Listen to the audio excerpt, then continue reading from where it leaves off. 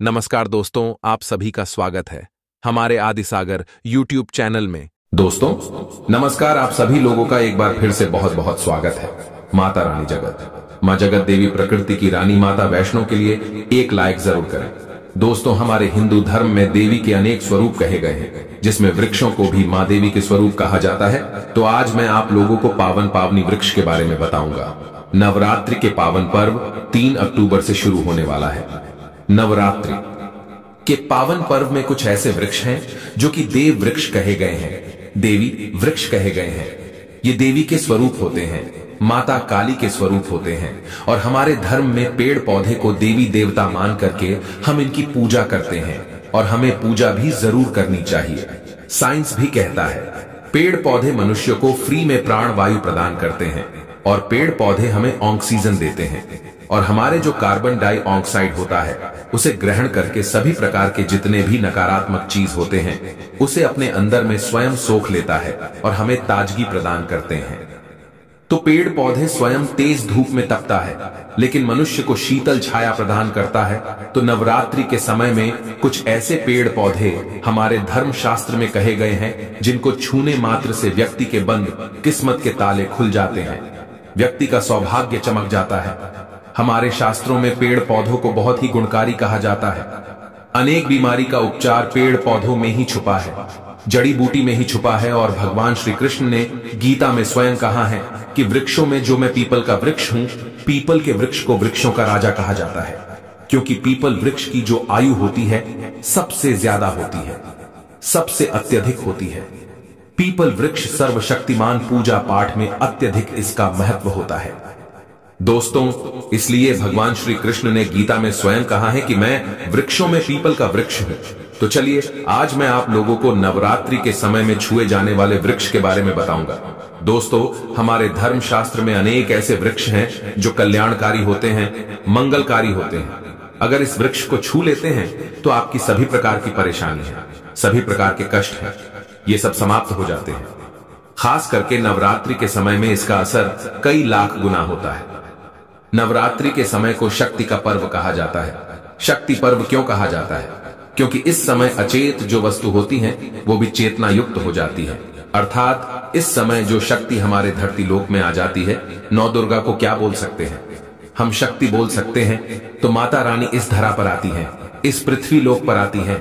तो जितने भी पेड़ पौधे हैं, जीव जंतु हैं, चल अचल सभी प्रकार के जो वस्तु हैं, ये सब में प्राण आ जाते हैं। इन सब में शक्ति निहित हो जाती है, जागृत हो जाती है। तो इस समय कोई भी पेड़ पौधे को जाकर के छू दे, खास करके देवी स्वरूप कहे गए जो पेड़ पौधे होते हैं, जाकर के आप इसे छू करके आते हैं तो आपके जीवन की परेशानी है, दुख है, तकलीफ है, कष्ट है, रोग है, बीमारी है, कलह है, क्लेश है, जीवन में चल रही बहुत बड़ी समस्या है, सब समस्या समाप्त हो जाती है। काल सर्प दोष, मंगल दोष, शनि दोष, राहु दोष तत्काल अपना असर दिखाती है। दोस्तों, आज मैं आप लोगों को 3 पौधों के बारे में बताऊंगा, और ये तीनों पौधे देव वृक्ष कहे जाते हैं। वीडियो को ध्यान से देखना। अगर आज की वीडियो मिस कर दी तो फिर सारी जिंदगी आपको पछताना पड़ेगा, क्योंकि नवरात्रि ही एक ऐसा पर्व होता है, एक ऐसा समय होता है, केवल 9 दिनों के भीतर में आपको लंबी पूजा पाठ करने की जरूरत नहीं पड़ती। केवल 9 दिनों के भीतर में ही आप अपनी समस्या को, आप अपनी गरीबी को स्वयं अपनी आंखों से समाप्त होते हुए देख सकते हैं। मैं जिस वृक्ष के बारे में बता रहा हूं, ये सारे वृक्ष आपको अपने घरों के आसपास में बहुत ही आसानी से मिल जाएंगे। दोस्तों, वीडियो में आगे बढ़ने से पहले, जानकारी बताने से पहले, अभी तक कमेंट बॉक्स में जय माता दी नहीं लिखे हैं तो जय माता दी जरूर लिखना। जब आप हमारे कमेंट बॉक्स में जय माता दी लिखते हैं तो हमें काफी हर्ष होता है, काफी उल्लास होता है। आप हमारी वीडियो को लाइक करते हैं तो हमारा मनोबल बढ़ता है, और आप सभी लोगों के लिए इस प्रकार ज्ञान भरी जो अच्छी अच्छी जानकारी होती है, आप सभी लोगों के लिए लेकर के आते हैं।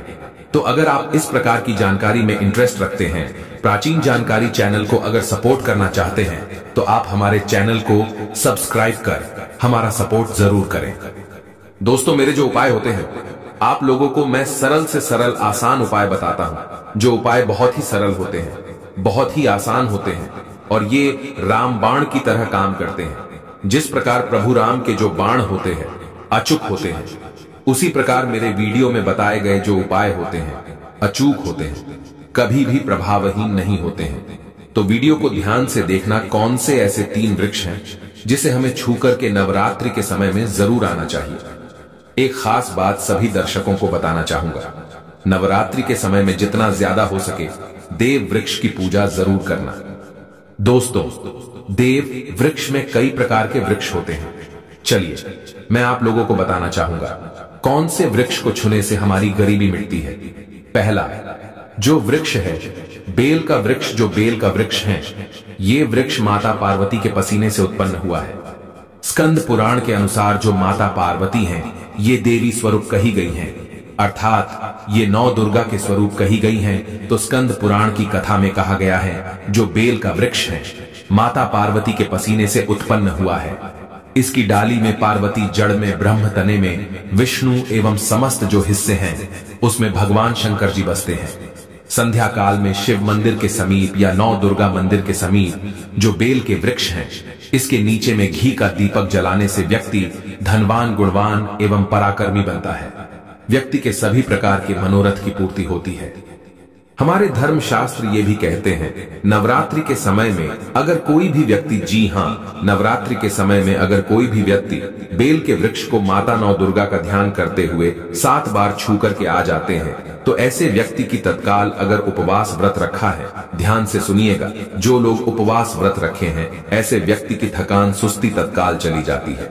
ध्यान से सुनिए, जो व्यक्ति उपवास रखे हैं, व्रत रखे हैं, ऐसे व्यक्ति को नवरात्रि के समय में जितना ज्यादा हो सके संध्या काल में बेल के वृक्ष को जरूर छूना चाहिए।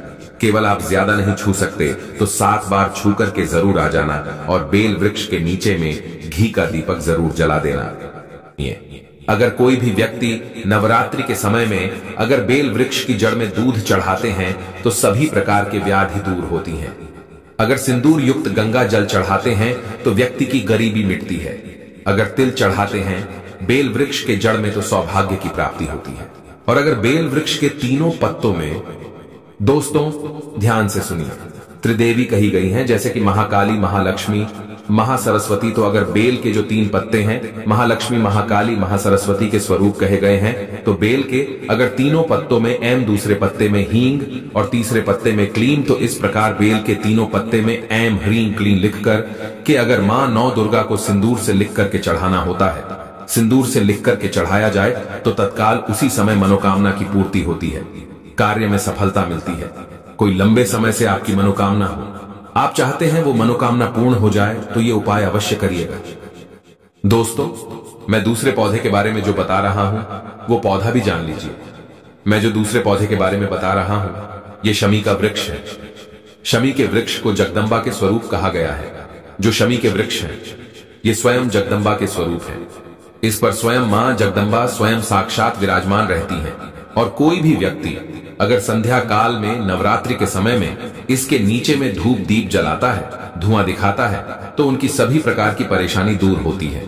धर्म शास्त्र कहते हैं अगर कोई भी व्यक्ति नवरात्रि के पूरे समय में हो सके, अगर आप एक दिन भी करना चाहते हैं तो आप ये उपाय एक दिन भी कर सकते हैं, पंचमी या सप्तमी के दिन कर सकते हैं।